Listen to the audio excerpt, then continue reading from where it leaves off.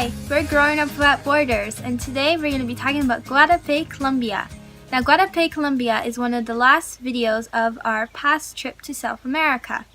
That's right. So we actually left Europe in January. Now, this goes back already 2 years ago, and we started in Brazil. So if you've been following some of the videos, you'll see that when we were in Brazil, then we went down, we visited the Foz do Iguazu. From there we went to Florianopolis, and then from Florianopolis we crossed into Uruguay. So anyway, long story short, I won't go through like every little stop, but we basically did quite a bit tour of South America. And we were originally set out to go for, what was it, 2 months? 2 months was our thought, right? We were like, okay, let's go for 2 months, but we didn't buy return flights, so that way we had an open schedule in case we wanted to stay longer or we got delayed, which is a really good thing because we did have a lot of delays, and it's so huge and so big that it took us quite a while to go see everything. So our last stop was in Colombia, like she said, in Medellin, and Guatape. well, we're talking about, yeah. So basically, because Guatape is only about an hour and a half from Medellin, and it's a really nice like day trip to go or spend the night, spend a couple days there. It's beautiful. The sun's just going down where we are. We're right now staying at an elephant kind of lodge behind me, if you want to see. It's a tent. It's a tent. We're actually going to sleep in a tent tonight, and in front of us, there's a water hole.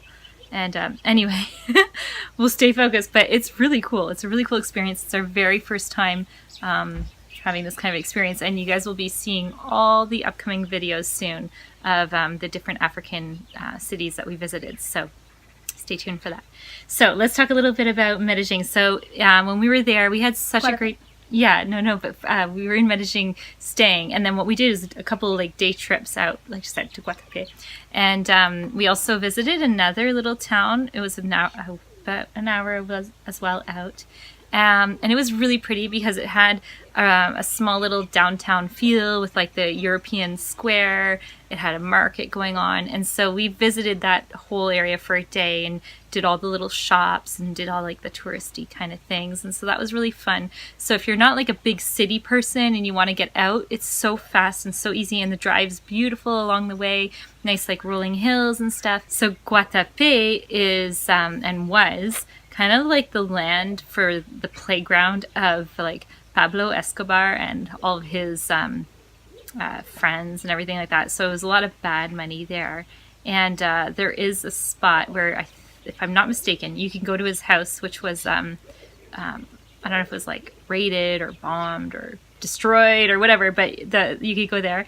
And do you remember what it was like what it kind of looked like and stuff? I remember kind of like we went to this one spot, and there was literally like a wall of stairs you had to climb, like probably like so many stairs. Okay, so we took pictures of the stairs.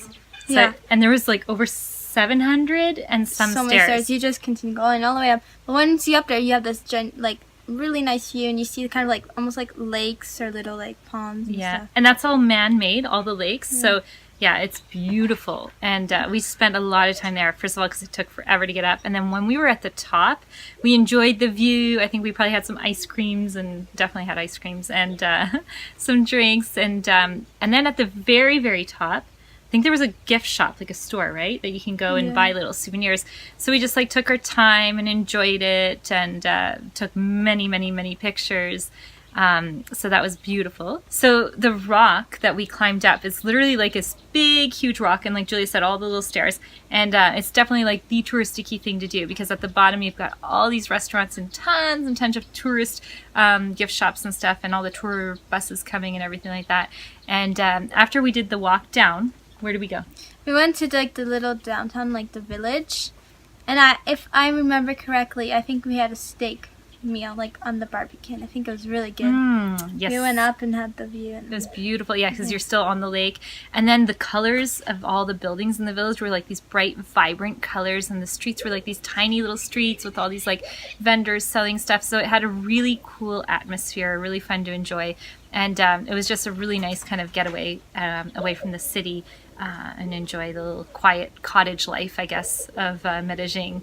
So, and I'm going to say Guatape, but I call it Medellin because you're right outside. So